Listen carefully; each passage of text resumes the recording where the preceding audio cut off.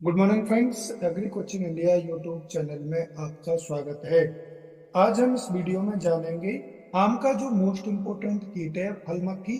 और फल मक्खी यदि कंट्रोल हमने नहीं की तो हमारे आम की जो क्वालिटी है वो भी कम हो जाएगी और प्रोडक्शन भी काफ़ी हद तक कम हो जाएगा। तो किसान भाइयों को अपने आम के बाग में फल मक्खी को कंट्रोल करना चाहिए। फल मक्खी को हम किस प्रकार से कंट्रोल कर सकते हैं ये हम जानते हैं IARI यानी भारतीय कृषि अनुसंधान संस्थान के विशेषज्ञ डॉक्टर मनीष श्रीवास्तव सर से कि किस प्रकार से फल मक्खी को हम आम के बाग में कंट्रोल कर सकते हैं और जो फल मक्खी से हानि हमारे बाग में होती है, हमारे फलों की क्वालिटी कम हो जाती है, उसको हम कैसे बचा सकते हैं। यह समय आम के बागों के लिए बड़ा ही महत्वपूर्ण है। इसके लिए हमारे किसान भाइयों को चाहिए कि आम के पेड़ों की नियमित अंतराल पे सिंचाई करते रहें।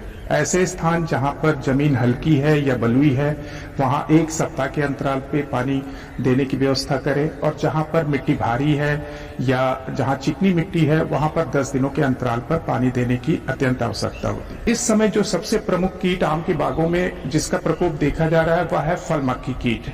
और इसकी मादा फल की सतह पर छिलके के नीचे अंडे देती है और उन अंडों से लार्वा निकल करके वह गूदे को खाता है और जो प्रभावित भाग होता है वहां पर सड़न पैदा हो जाती है। ऐसे फल खाने योग्य नहीं होते हैं और वह पेड़ से गिर जाते हैं। तो हमारे कुछ किसान भाइयों ने अवश्य ही फल मक्खी ट्रैप अपने बाग में लगा लिया होगा और जिन्होंने लगा लिया उनको सबसे ज्यादा सावधानी इस बात की रखनी है कि उसमें जो उपचारित लकड़ी लगी है उसको नियमित अंतराल पे बदलते रहें। सामान्य तौर पर 15 से 20 दिनों के अंतराल पे जो उपचारित लकड़ी फल मक्खी ट्रैप में रखी होती है उसको बदलना जरूरी होता है। और जिन किसान भाइयों ने अभी फल मक्खी ट्रैप नहीं लगाया है उनको जल्द से जल्द फल मक्खी ट्रैप लगाने की व्यवस्था करनी चाहिए। सामान्य तौर पर 1 हेक्टेयर क्षेत्रफल के लिए 12 से 15 फल मक्खी ट्रैप पर्याप्त होते हैं। अब बात आती है कि फल मक्खी ट्रैप की लकड़ी को उपचारित कैसे करें। इसके लिए 3 रसायनों की जरूरत होती है।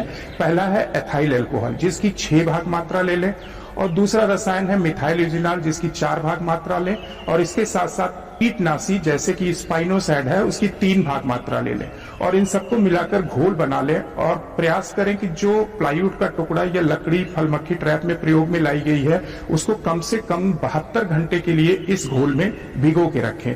इसके लिए हमारे किसान भाई स्पाइनोसैड की 40 मिलीलीटर मात्रा को 100 लीटर पानी के हिसाब से घोल बनाकर कम से कम 2 छिड़काव 10 से 15 दिनों के अंतराल पे करें जिससे फल मक्खी प्रबंधन में काफी लाभ होता है। ऐसे बाग जहां पर पेड़ छोटे हैं या अभी फलत में नहीं है, जल्दी ही लगाए गए हैं, तो उसमें जो छोटे पौधे हैं उसको इस गर्मी के मौसम में नियमित अंतराल पे सिंचाई करना अत्यंत आवश्यक होता है। और वो किसान भाई जो इस बात का विचार कर रहे हैं कि आने वाले मानसून में वो नया बाग लगाएंगे उनके लिए भी यह समय बड़ा ही महत्वपूर्ण है। खासकर मई के दूसरे पखवाड़े से लेकर जून के प्रथम पखवाड़े के बीच में ही उनको गड्ढे खोदने की व्यवस्था अवश्य कर लेनी चाहिए। और यह ध्यान रखना चाहिए कि जो खुला हुआ गड्ढा है वो कम से कम 20 से 25 दिनों के लिए चिलचिलाती धूप में खुला रहे जिससे उसमें जो भी रोगाणु या कीटाणु है वो नष्ट हो जाए और आने वाले दिनों में जब हम उसमें पौध लगाएं तो उनको कोई नुकसान ना हो।